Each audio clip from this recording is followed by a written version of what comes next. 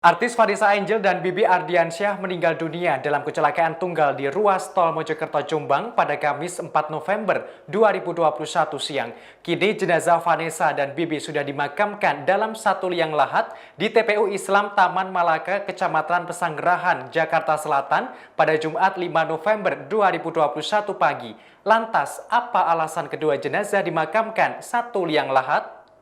Dikutip dari tribunnews.com pada Jumat 5 November 2021, seorang penggali kubur TPU Islam Taman Malaka mengungkap alasan jenazah keduanya dimakamkan dalam satu liang lahat.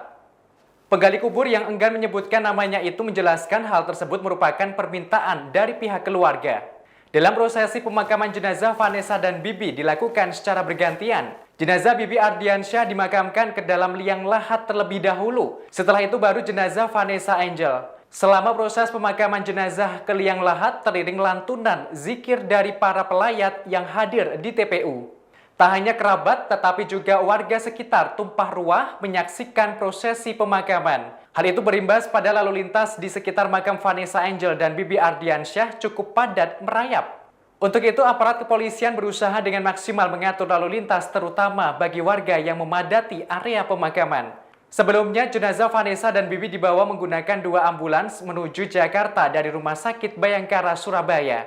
Jenazah keduanya tiba di Jakarta diiringi kumandang azan subuh pada Jumat 5 November 2021 sekira pukul 4.22 waktu Indonesia Barat. Selanjutnya, dua mobil ambulans yang membawa peti pasangan suami istri itu masuk secara bergantian ke halaman rumah duka.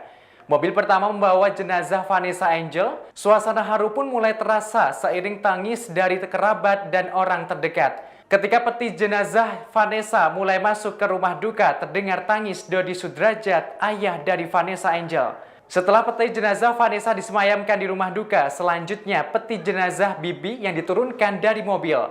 Kali ini giliran Faisal, ayahanda Bibi, yang menangis di dalam mobil jenazah. Faisal pun mendapat peringatan dari petugas agar tak menangisi petinya.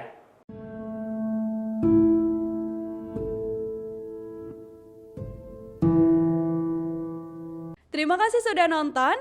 Jangan lupa like, subscribe, dan share ya.